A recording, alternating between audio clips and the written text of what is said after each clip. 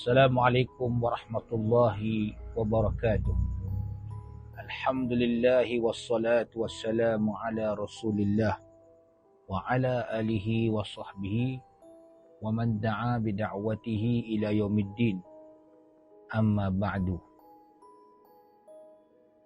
Alhamdulillah, pada kali ini adalah kali pertama saya merakamkan kisah-kisah seram yang pernah saya lalui dan juga beberapa pengalaman-pengalaman saya yang bermula dari tahun 80-an yang mengalaminya sendiri di sekolah lama saya, yang tak perlu saya sebut di manakah lokasinya atau nama sekolah tersebut, dan cukup saya sebut nama negerinya adalah negeri Perak.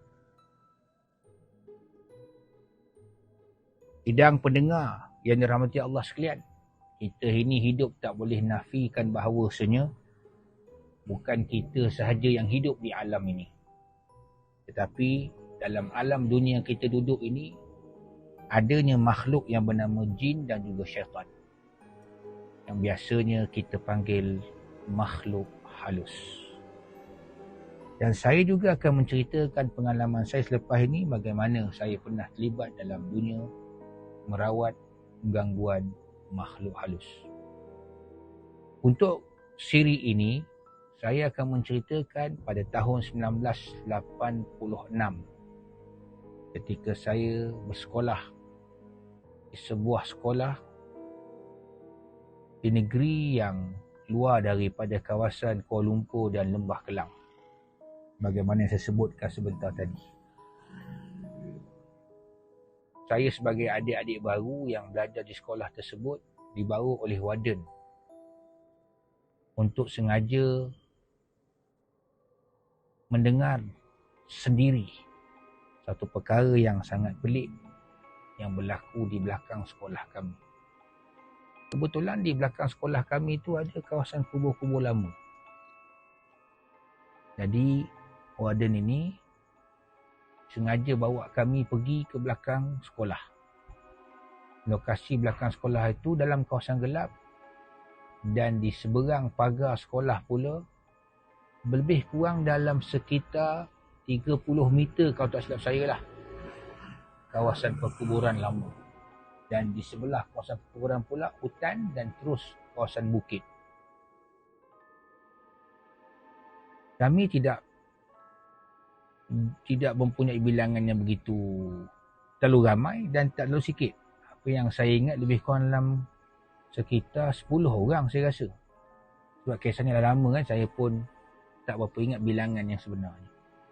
Jadi warden ni ajak kami pergi belakang sekolah untuk mendengar sendiri ada kejadian yang pelik berlaku di belakang sekolah yang kami belajar.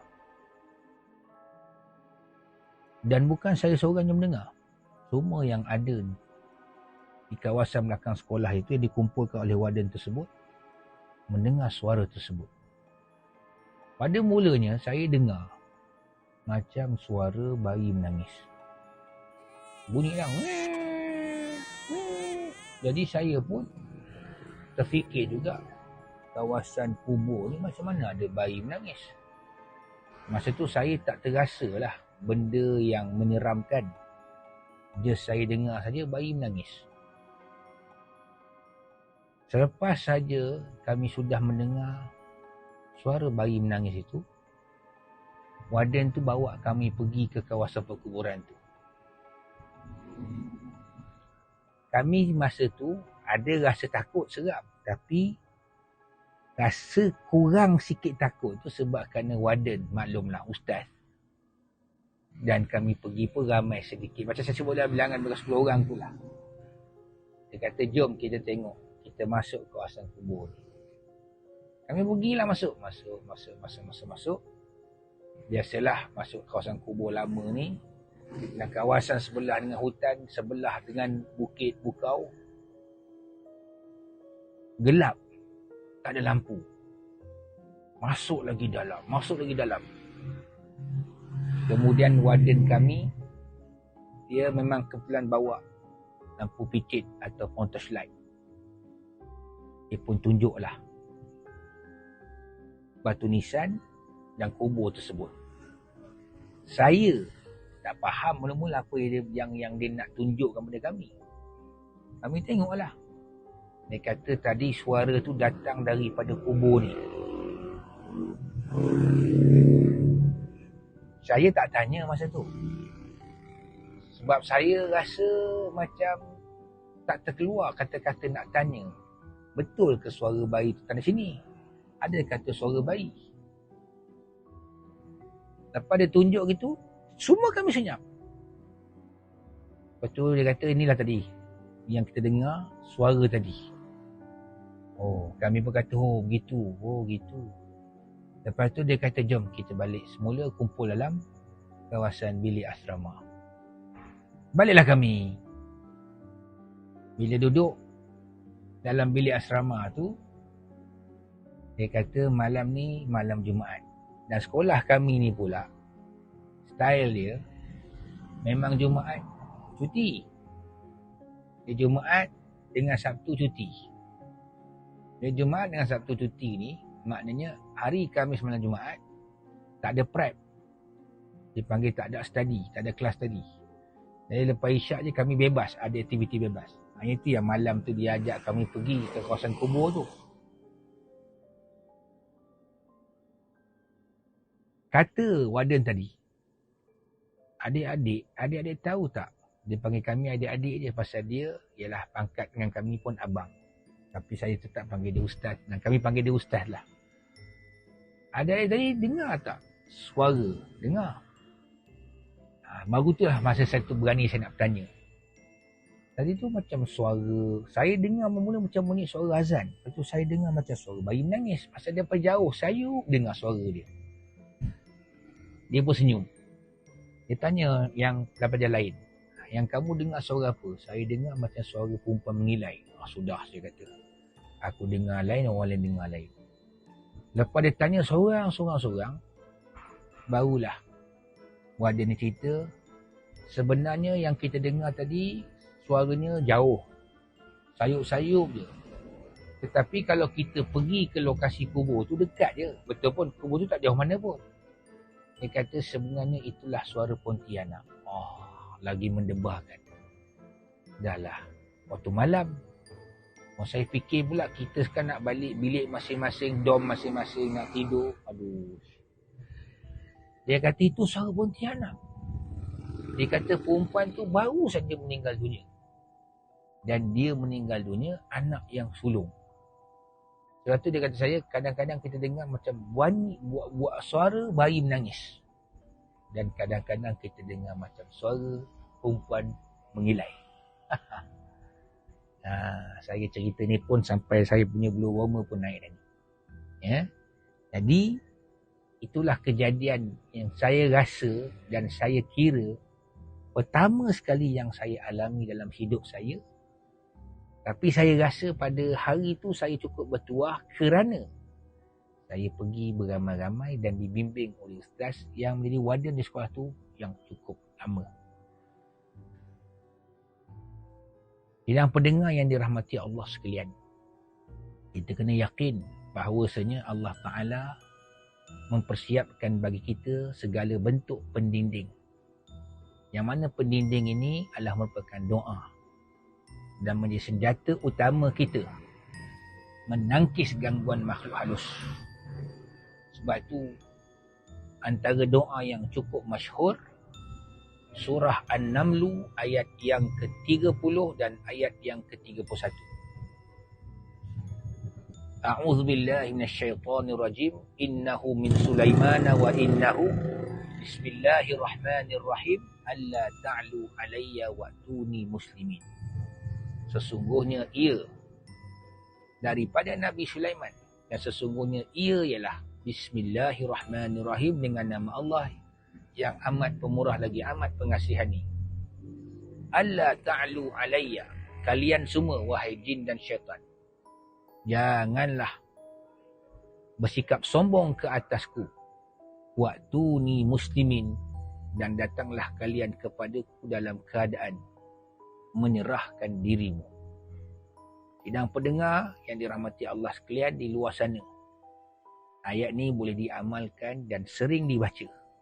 Apatah lagi dalam situasi kita merasakan rasa seram je.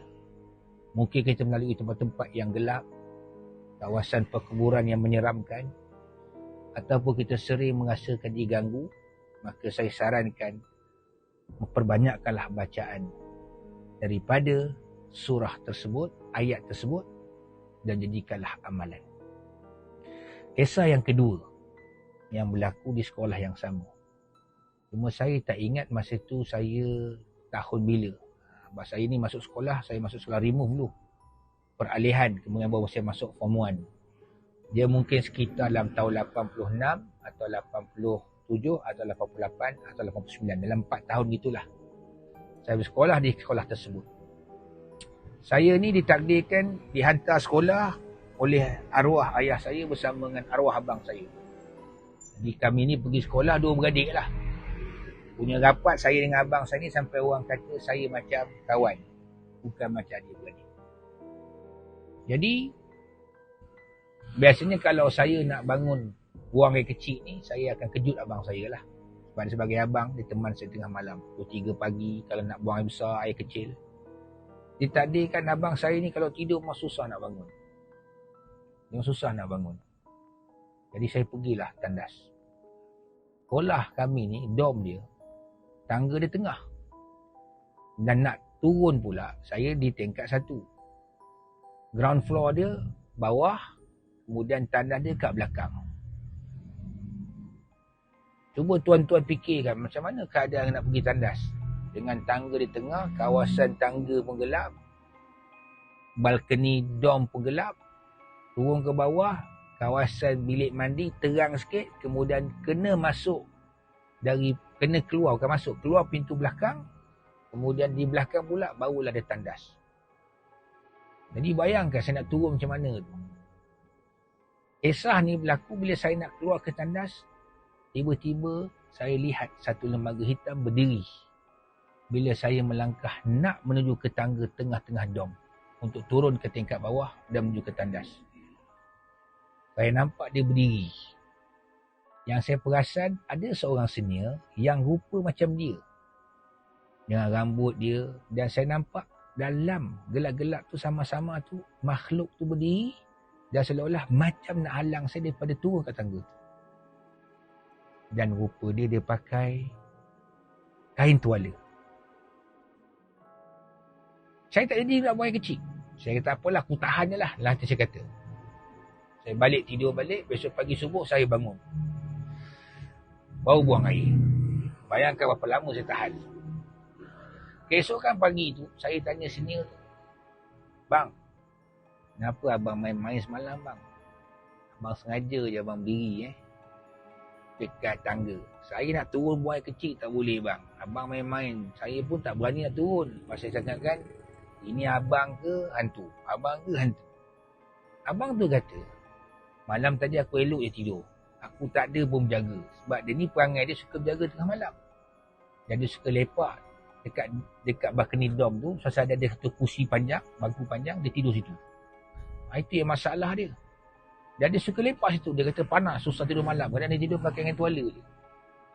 Dia kata, bang jangan main-mainan. Serius ni bang, saya tanya ni bang. Dia kata bukan aku. Saya pun apa-apa percaya kata-kata dia. Sebab tu saya pernah cerita dengan orang lain. Orang lain kata memang kadang-kadang akan berlaku benda-benda begitu. Dan saya ingat lagi, ustaz-ustaz lama-lama di sekolah tersebut pun dah kata kat saya. Di sini kalau kita nak buang air kecil tengah-tengah malam, kalau boleh jangan pergi bersendirian. Pergilah beramai-ramai. Beramai-ramai pula. Pergilah 2 orang. Mintalah kawan-kawan kita teman. Jadi, 2 pengalaman ni di lokasi sekolah yang sama saya kongsikan untuk malam ni.